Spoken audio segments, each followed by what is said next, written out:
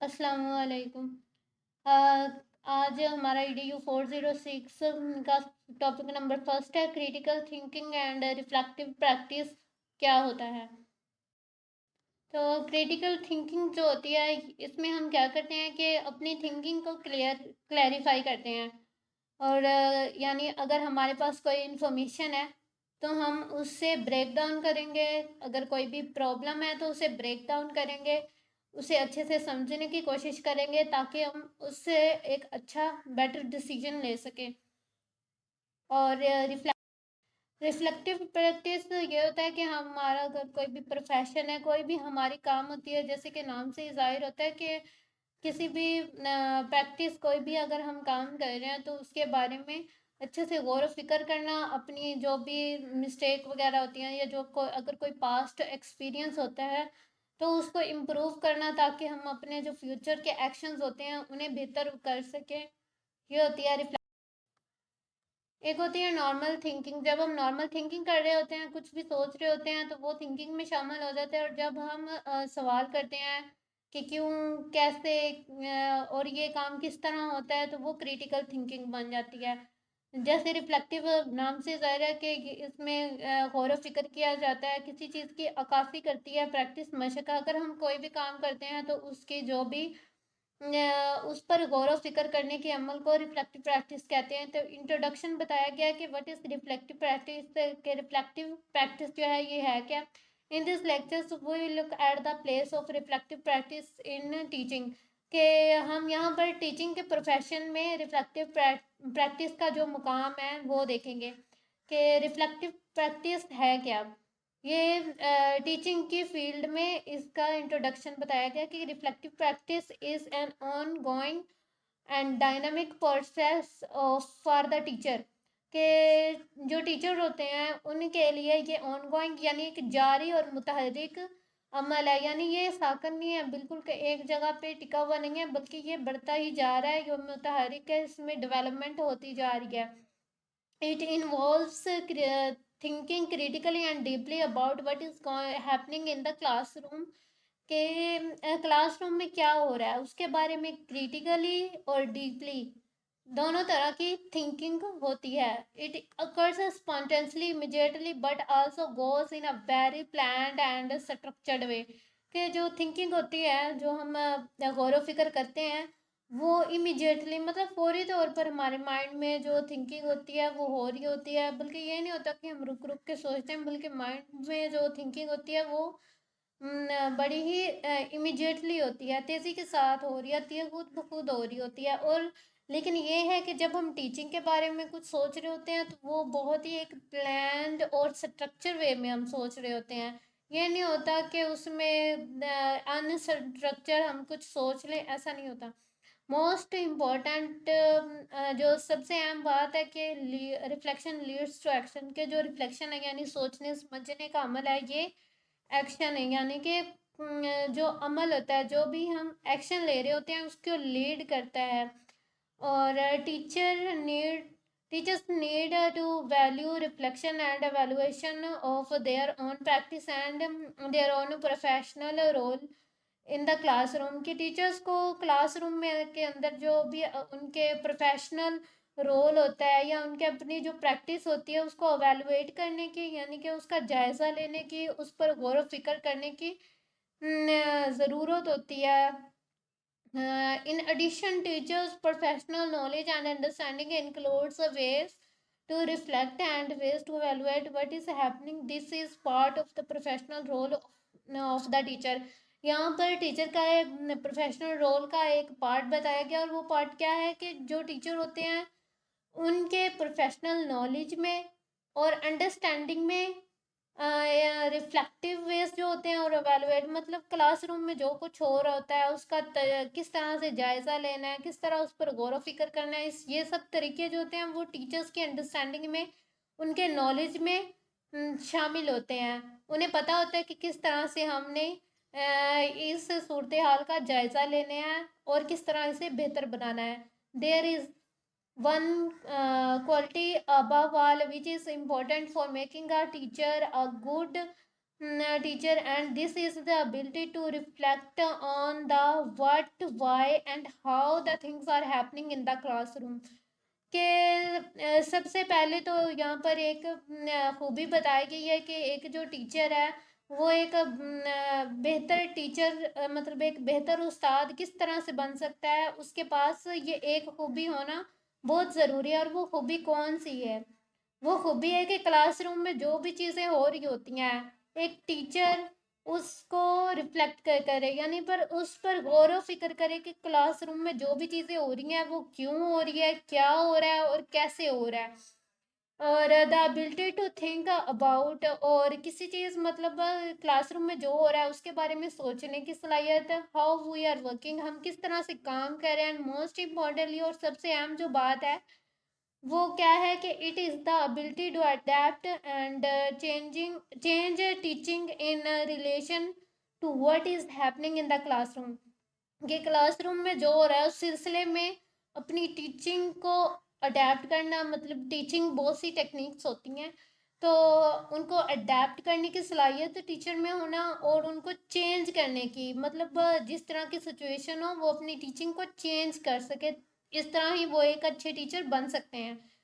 First of all यहाँ पर important ये है कि क्लासरूम में हो क्या रहा है, क्या हो रहा है, क्यों हो रहा है, कैसे हो रहा है, और फिर उस सिचुएशन के मुताबिक अपनी टीचिंग को अडेप्ट करें, मुख्तलिफ टीचिंग टेक्निक्स को, और अपनी टीचिंग को चेंज करें, टीचिंग मेथड को चेंज करें। तो reflection is the key to successful teaching के एक कामयाब जो होती है टीचिंग, उसके लिए रिफ्लेक्शन जो है ये की है, मतलब बहुत ही अहम है गौर व फिक्र करना। क्योंकि अगर हम टीचिंग कर रहे हैं तो उसमें अगर हम गौर व फिक्र नहीं कराते और बस ऐसे ही पढ़ा देते हैं तो वो किसी बच्चों को भी, स्टूडेंट जो होते हैं उनको समझ नहीं आती और कुछ पता नहीं चलता, उसका कोई फ़ायदा भी नहीं होता। Most teachers do spend time thinking about their students and thinking about what is happening in the classroom. कि जो ज़्यादातर टीचर होते हैं वो क्या करते हैं, अपने स्टूडेंट के बारे में और क्लासरूम में जो कुछ हो रहा होता है उसके बारे में ही वो ज़्यादातर जो अपना टाइम है वो स्पेंड कर रहे होते हैं, यही सोचते रहते हैं। और but it is true to say, लेकिन ये कहना दुरुस्त है that very often as teacher we do not take that step further. लेकिन ये कहना सही है कि जो ज़्यादातर टीचर होते हैं वो मज़ीद आगे स्टेप नहीं लेते, मतलब बस सोचते रहते हैं कि अपने टीचर के स्टूडेंट्स के बारे में, और क्लासरूम में जो हो रहा होता है बस सोच रहे होते हैं, लेकिन वो कोई एक्शन नहीं ले रहे होते। We do not reflect on the actions, वो मतलब जो भी एक्शन लेना चाहिए उस सिचुएशन में वो उस पर गौर व फिक्र नहीं करते हैं। Do not think through the consequences and of what is being going on in the classroom। और क्लासरूम में जो कुछ हो रहा होता है उसके नताइज के बारे में भी वो नहीं सोचते। तो इस अब टीचर्स के इन कंडीशंस के बारे में क्या रिफ्लेक्टिव प्रैक्टिस जो है उसकी क्या इम्प्लीकेशंस होनी चाहिए ये बताया गया है। अब हम टीचिंग के बारे में देखेंगे कि रिफ्लेक्टिव प्रैक्टिस के इम्प्लीकेशंस क्या होनी चाहिए इस सूरत हाल में। Teaching is a profession, teaching क्या है, ये एक पेशा है जो मुख्तलिफ टीचर्स अडॉप्ट करते हैं। And as this such in a professional setting reflection is very deliberate. कि और जैसा कि जो कोई भी प्रोफेशनल सेटिंग है, आप कोई भी प्रोफेशन कर रहे हैं, कोई भी पेशा, आप कोई भी जॉब कर रहे हैं, तो उसमें रिफ्लेक्शन जो होती है वो खुद समझ बूझ कर की जाती है। गौर फिक्र जो होता है वो खुद ब खुद किया जाता है, खुद करना पड़ता है। और इट इज़ पर्पसफुल, जो रिफ्लेक्शन यानी सोचने समझने का अमल होता है, ये नहीं होता कि हम ऐसे ही सोच रहे होते हैं, बल्कि किसी मकसद के लिए सोच रहे होते हैं।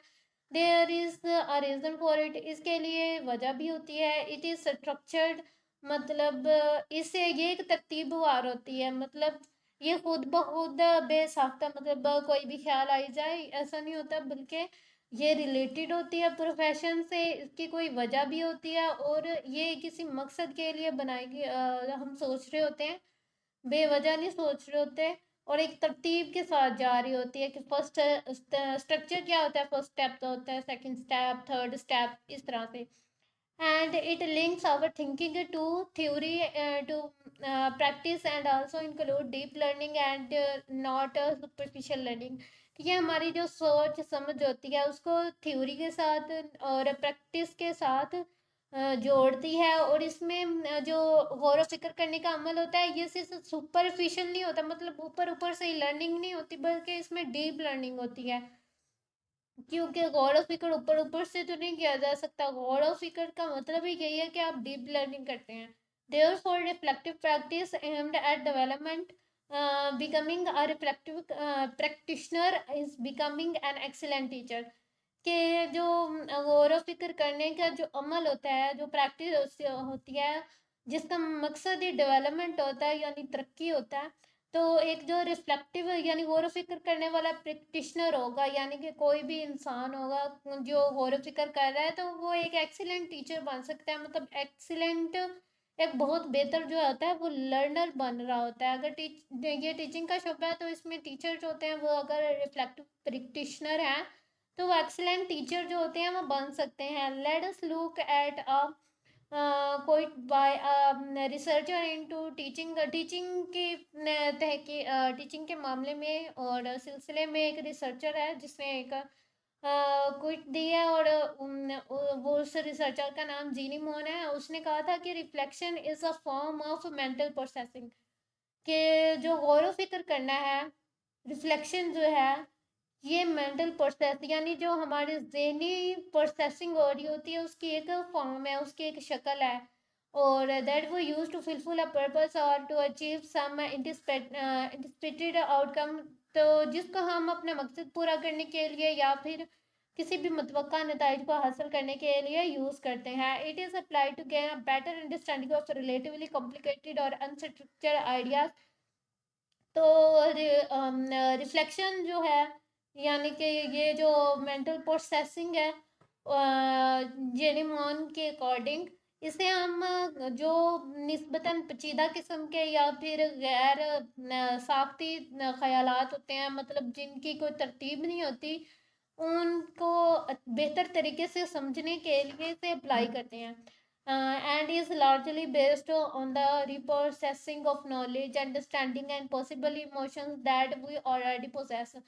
और हम ये जो रिफ्लेक्शन होती है वो किस चीज़ पर बेस करती है, हम ऐसे तो नहीं कर लेते, मतलब अगर किसी के पास नॉलेज ही नहीं है उस प्रोफेशन का या उसको उस बारे में सोचने समझने की सलाहियत ही नहीं है, तो वो उसके बारे में गौर व फिक्र तो नहीं कर सकता। तो हम ज़्यादातर जो रिफ्लेक्शन होती है वो हमारे पास जो पहले से मौजूद नॉलेज होता है, हमारे पास अंडरस्टैंडिंग होती है और मुमकिन तौर पर हमारे पास जज्बात भी उस फील्ड से रिलेटेड होते हैं, तो उसकी रिप्रोसेसिंग के बेस पर हम रिफ्लेक्शन कर रहे होते हैं।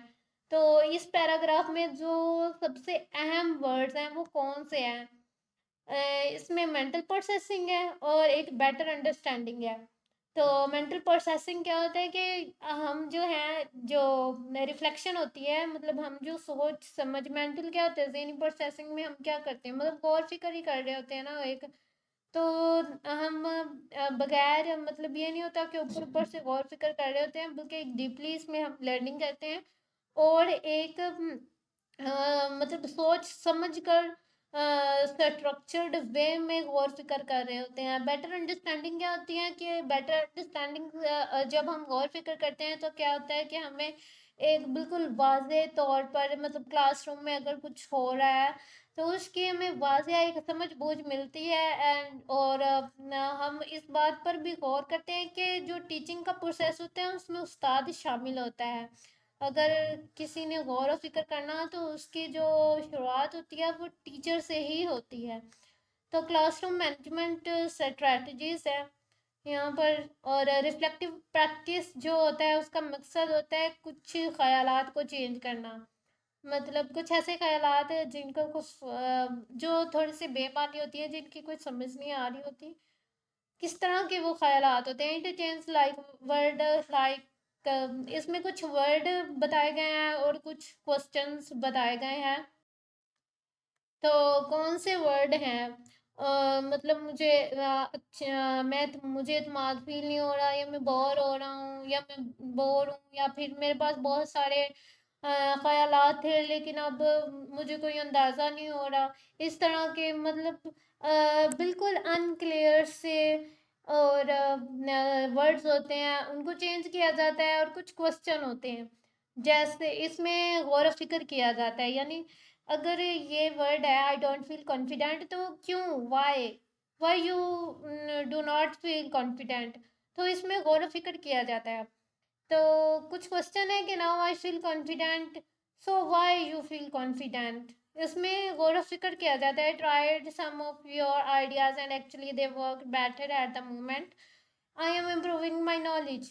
तो मैंने आपके कुछ ख्यालात मतलब कुछ आइडियाज़ जो हैं उन पर कोशिश की, उनको ट्राई किया है, तो एक्चुअली उन्होंने मतलब काम किया, उस टाइम पर काम किया है, और मैं अपना नॉलेज जो है उसको बेहतर कर रहा हूँ। तो रिफ्लेक्शन जो होती है वो चेंज द वे, टीचर के जो काम करने का तरीका होता है, गौर व फिक्र अगर एक टीचर करता है तो उसके जो काम करने का तरीका है वो भी चेंज हो जाता है।